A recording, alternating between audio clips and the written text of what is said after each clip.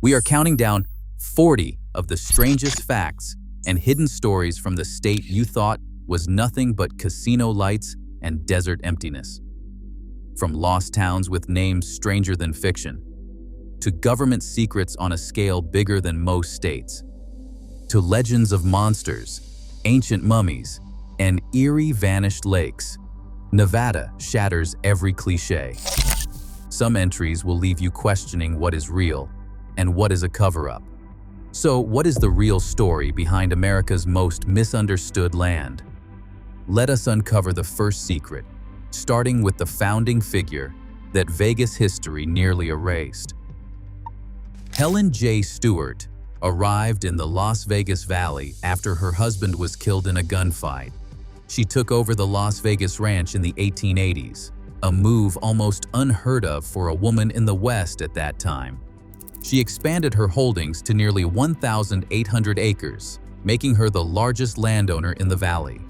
In 1902, Stewart sold over 1,800 acres to the San Pedro, Los Angeles, and Salt Lake Railroad, land that would become the original Las Vegas town site. She later donated parcels for the valley's first public school and for the Southern Paiute. Their descendants now operate a thriving cannabis marketplace on land tied to her original gift. Yet modern Las Vegas rarely mentions her name.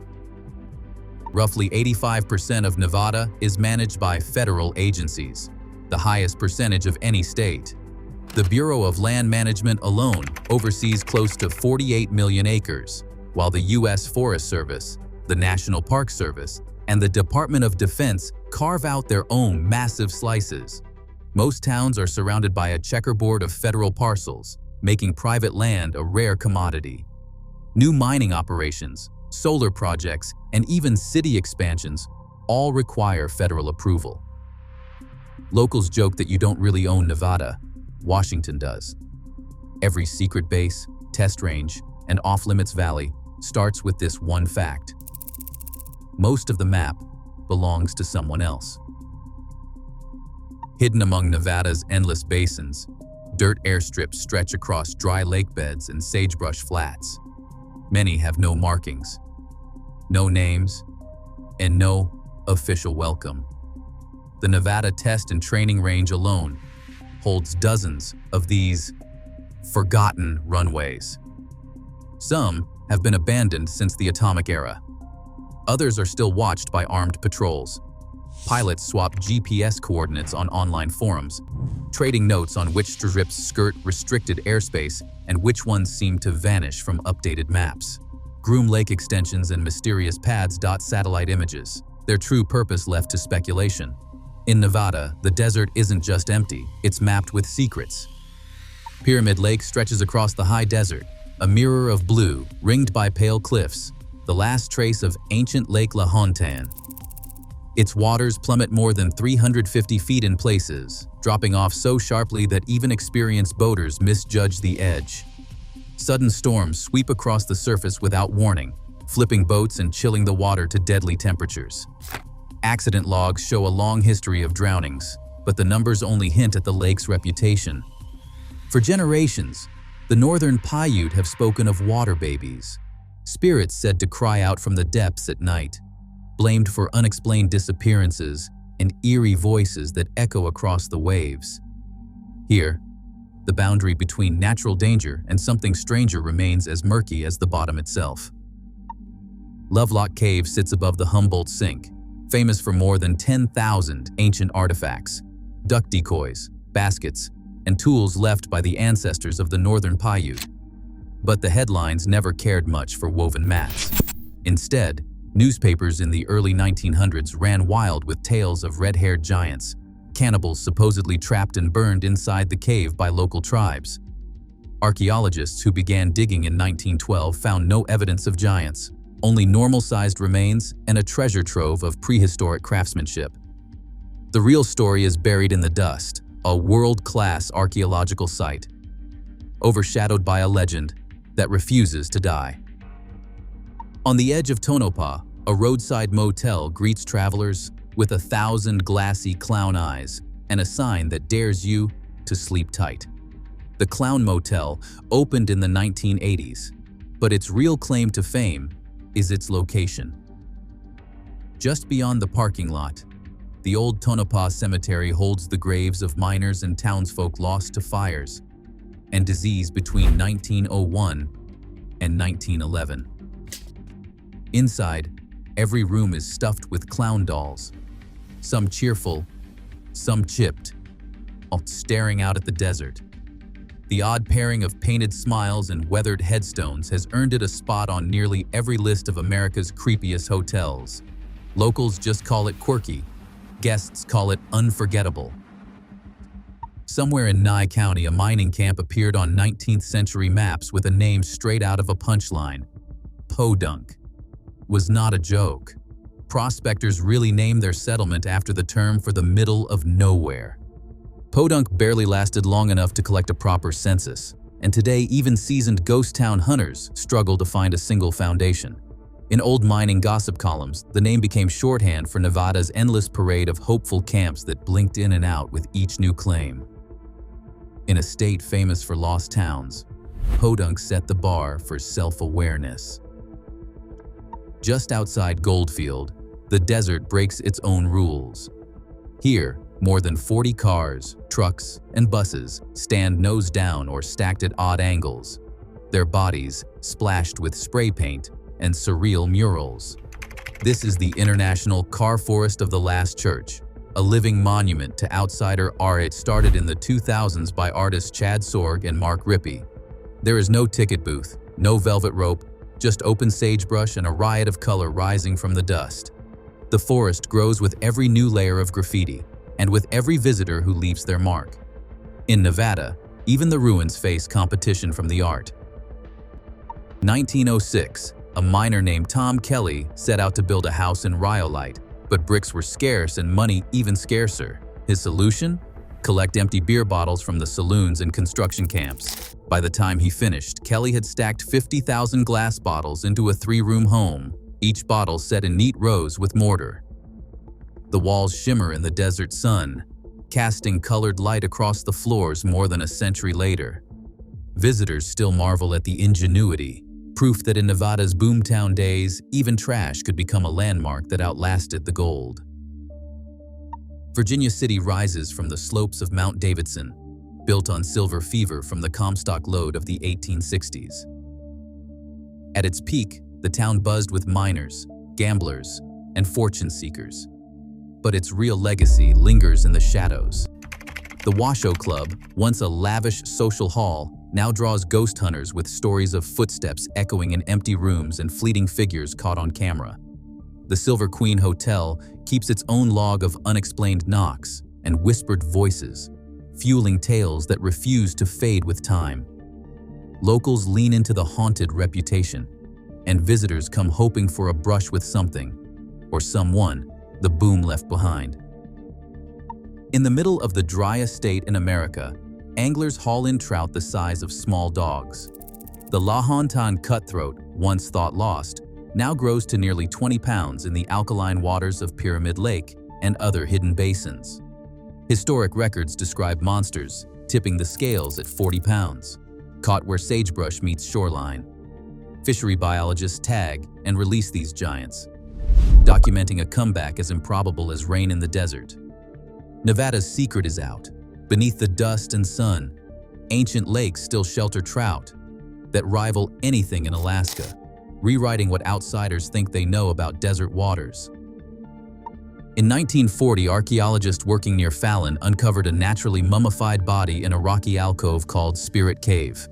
Wrapped in woven mats and buried with baskets and moccasins, the remains belong to a man who lived more than 10,000 years ago, long before the pyramids of Egypt. Radiocarbon tests in the 1990s confirmed the age at about 10,600 years, making Spirit Caveman the oldest mummy ever found in North America at the time. DNA analysis later linked him directly to the ancestors of the Fallon Paiute Shoshone tribe.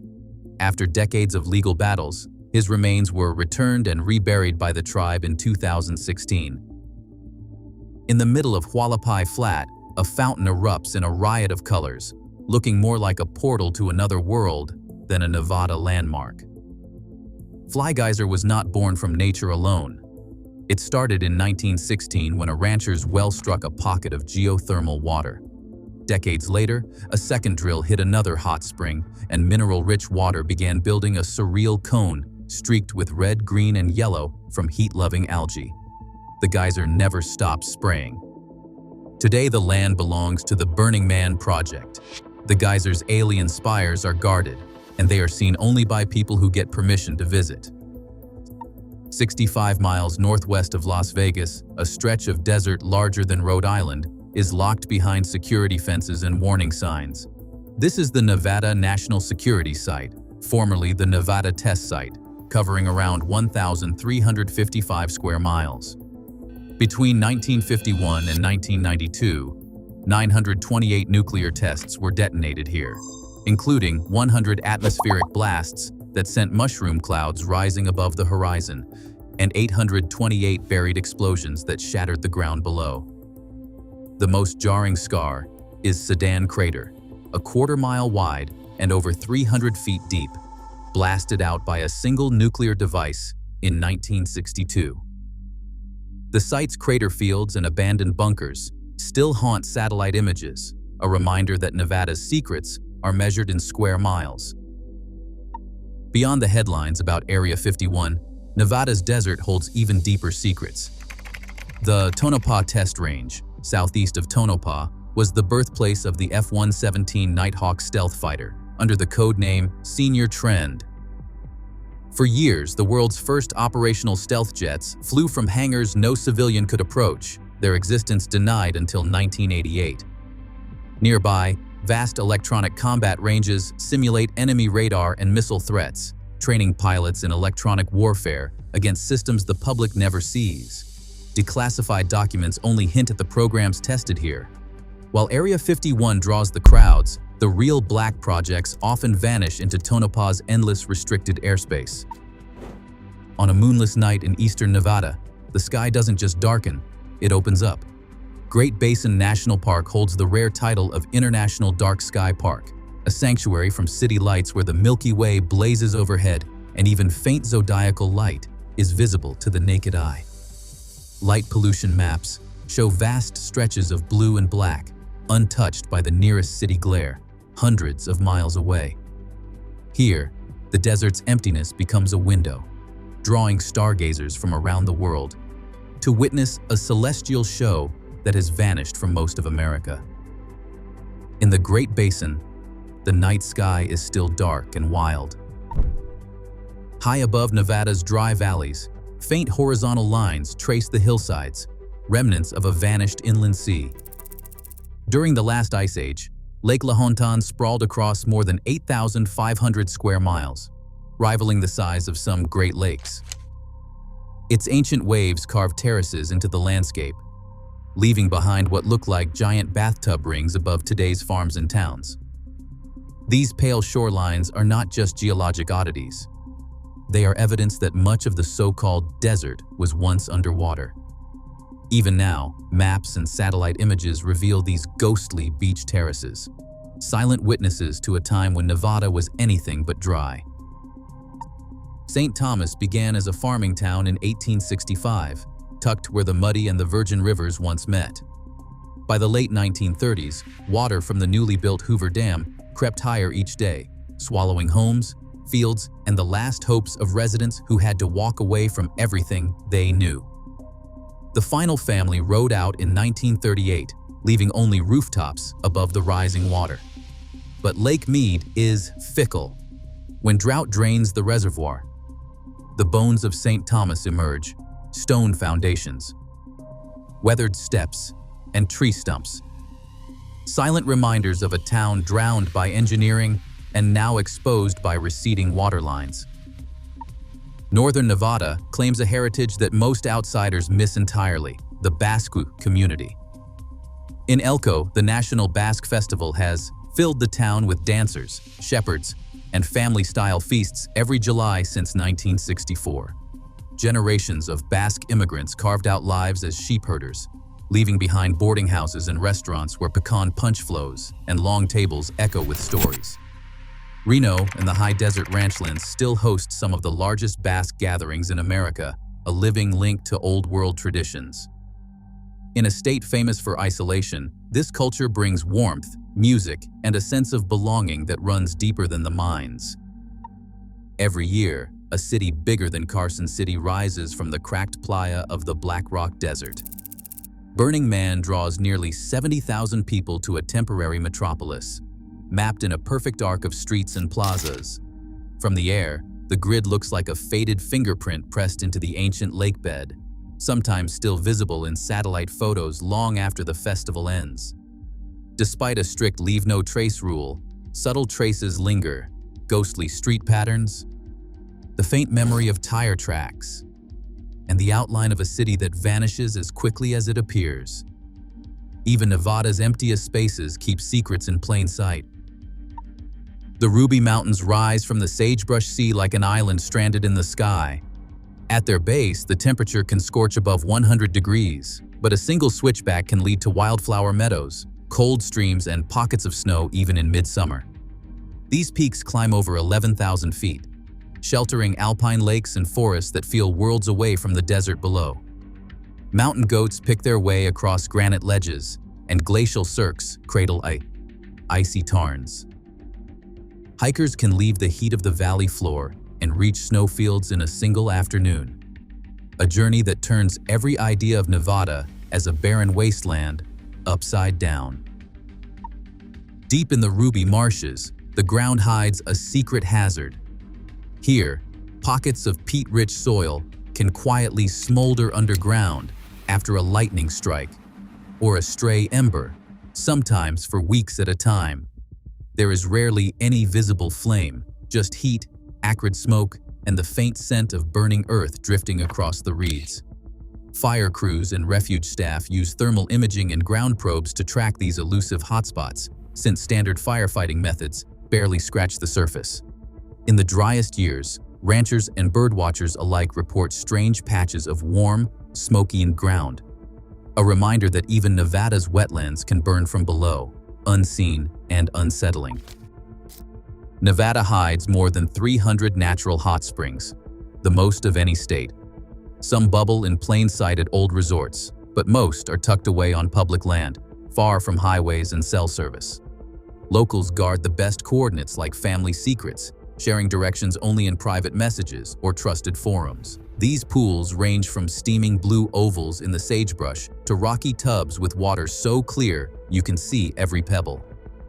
The real thrill is not just the soak, it is the chase. In a state mapped by fences and federal rules, finding that perfect unmarked spring feels like cracking a code. Only insiders know. Across the Nevada desert, straight lines of gravel and rock cut through sagebrush, remnants of railroads built for mining booms that vanished almost as quickly as they arrived. When the gold and silver played out, companies stripped the steel rails and left the ballast beds behind. These raised grades still guide explorers and off-roaders, tracing forgotten routes to collapsed trestles and empty sidings. Old short-line maps show a tangled web of narrow-gauge tracks, now erased from most charts but still visible as ghostly scars on the land. In a state where towns disappear, the rail beds outlast the rails.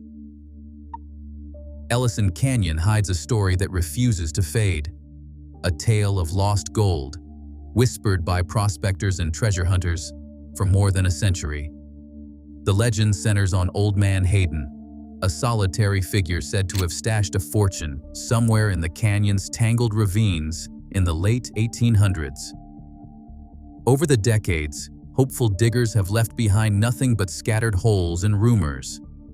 No one has ever turned up a single verified nugget, but the search continues, fueled by dusty maps and the hope that Nevada's next great secret might still be waiting underground. In this state, some mysteries are buried deeper than gold. Lake Tahoe plunges over 1,600 feet, so deep the bottom sits lower than the surface of the Carson Valley.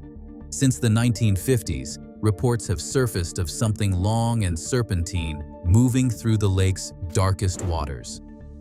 Locals call it Tahoe Tessie. Sightings usually come at dusk, when the water turns glassy and shadows stretch across the surface. Witnesses describe a creature with a plesiosaur-like neck, gliding near the Nevada shoreline or vanishing into the depths mid-lake. Official surveys turn up nothing but fish and cold water. Yet the stories keep coming, clustering in the same deep-water pockets year after year. Along the winding highways of Mount Rose and through the empty stretches of Mineral County, reports surface of something that walks where no animal should. Drivers and late-night travelers describe tall, upright figures, 6, sometimes 7 feet high, with canine heads and legs that bend like a dog's. The creatures vanish into the brush in seconds, leaving only paw prints and a pervasive feeling of being watched. These sightings are not new. They stretch back decades, with the same details repeating across old internet forums and whispered roadside stories. No official record exists, but the pattern is hard to ignore. Nevada's desert roads may belong to more than just coyotes and jackrabbits. In the summer of 1999, a wildfire swept the hills near Battle Mountain. Among Bigfoot believers, whispers began about what happened next. Firefighters stumbled onto a badly burned, towering creature, neither man nor bear, that was hauled away by federal officials before dawn. When researchers filed Freedom of Information Act requests for incident reports and wildlife rescues, official logs came back empty. No mention of strange animals. No names. No trace. The only evidence is the silence itself. In Nevada, the line between government secrecy and monster stories gets thinner with every unanswered question. In the canyons and mining backroads of Mineral County, stories of the wild man have drifted through campfires for more than a century. In the early 1900s, prospectors spoke of a towering, hairy figure glimpsed near abandoned shafts, or vanishing into the sagebrush, always just beyond the reach of lantern light. Some describe footprints too large for any known animal. Others told of guttural cries echoing from the hills. The legend never settled, sometimes cast as a lost frontiersman, sometimes as something not quite human. As Bigfoot tales swept America, the wild man of Mineral County blended old fears with new mysteries, keeping the line between folklore and fact deliberately blurred. Walker Lake stretches long and deep across the desert, its surface often broken by sudden violent gusts that whip the water into rows of whitecaps. Local stories tell of a creature called Cecil, a serpent said to rise from the chop, dark and twisting just beneath the waves. Most sightings come on days when the wind howls down the valley, sending standing waves rolling for miles. At a distance, these surging shapes can look alive, slithering across the lake's gray-green surface. Fishermen and travelers swap tales, but even the most seasoned admit, with enough wind and enough imagination, Walker Lake can conjure something monstrous out of nothing at all. On a lonely stretch of road near Beatty, a driver once slammed on the brakes for what looked like a monster sprinting across the headlights. It turned out to be an EMU, 6 feet tall, all feathers and frantic legs, making a break for freedom after escaping a local ranch. Sheriff's logs confirm it wasn't the first time an exotic bird had gone rogue in rural Nevada. For a few hours, rumors of a desert cryptid made the rounds, until the owner arrived with a bucket of feed and a sheepish grin. Sometimes, the strangest sightings come with a perfectly ordinary explanation. Strange lights flicker over the Nevada desert, tracing silent arcs above the old atomic ranges and dry lake beds. The Nevada Test and Training Range covers more airspace than some states, and for decades, locals and travelers have reported glowing shapes and fast-moving objects that never show up on flight schedules. Official records often tie these sightings to classified military flights, experimental jets, drones, and projects the public only learns about years later.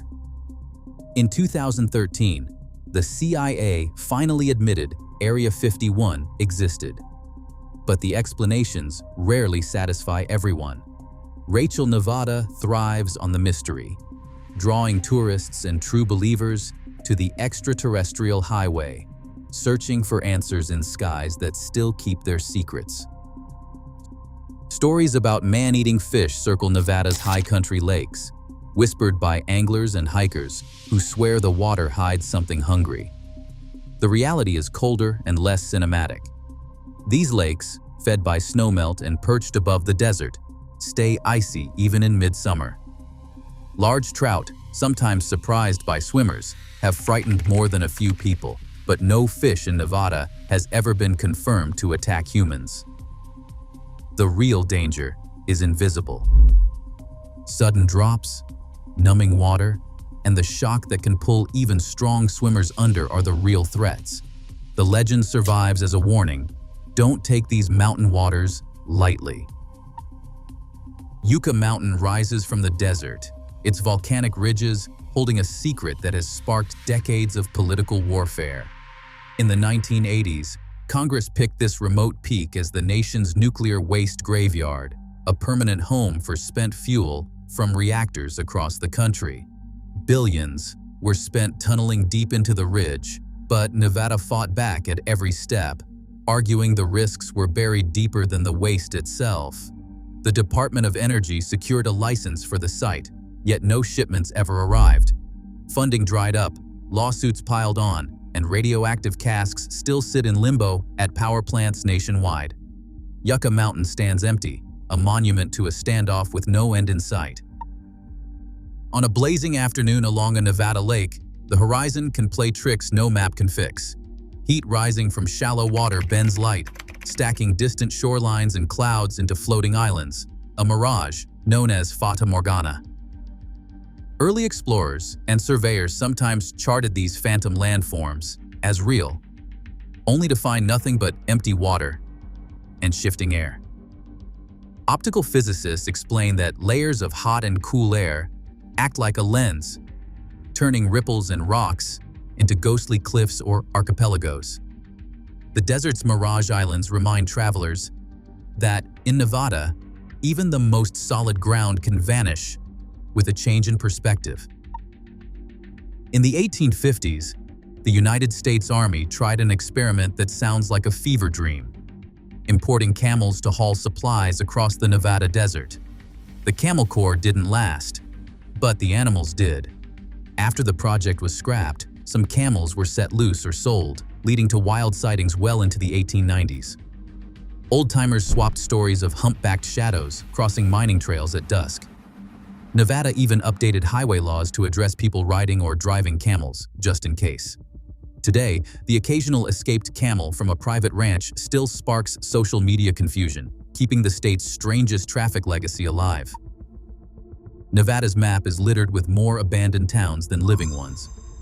Ghost town catalogs list over 200 sites, collapsed mining camps, empty main streets, and crumbling stone walls, compared to barely 100 active communities. Some ruins still hold names like Rhyolite or Belmont, while others are just piles of weathered boards lost in the sagebrush.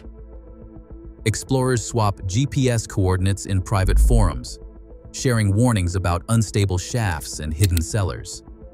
Each forgotten settlement is a marker for a boom that fizzled, a reminder that in Nevada, the desert keeps score in ruins rather than residents.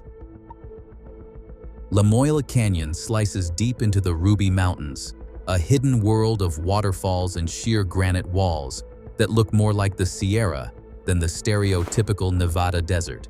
Glaciers once carved the canyon into a classic U-shape, leaving behind polished rock faces and meadows bursting with wildflowers each summer. The road climbs past aspen groves and tumbling streams, and it ends at trailheads where snow can linger well into July. Out-of-state visitors are often stunned to find alpine scenery rivaling Yosemite, yet without the crowds or the hype. Here, at nearly 9,000 feet, Nevada's secret grandeur is on full display, rewriting every desert cliché. Nevada sits at the heart of the Great Basin, a region where rivers do not run to the sea. Instead, water from the Humboldt and other streams flows downhill until it disappears into sinks wide, flat basins that turn into salt flats or shallow lakes after rare storms. Most of the year, these bone-dry, cracked, and white lakes stretch for miles with no outlet. Maps show dozens of these ghost lakes and playas, reminders that in this desert, every drop of water is trapped. Here, the land itself refuses to drain, defining the state's geography in a way most outsiders never realize. Say it with a short A. Pronounce Nevada with the vowel in the second syllable like the A in cat. Do not use a broad ah sound. One vowel is all it takes to separate locals from outsiders. State tourism campaigns and news anchors still correct newcomers, and nothing outs a tourist faster than the wrong syllable. Get it right, and you are in on the secret. Get it wrong, and Nevada will never let you forget.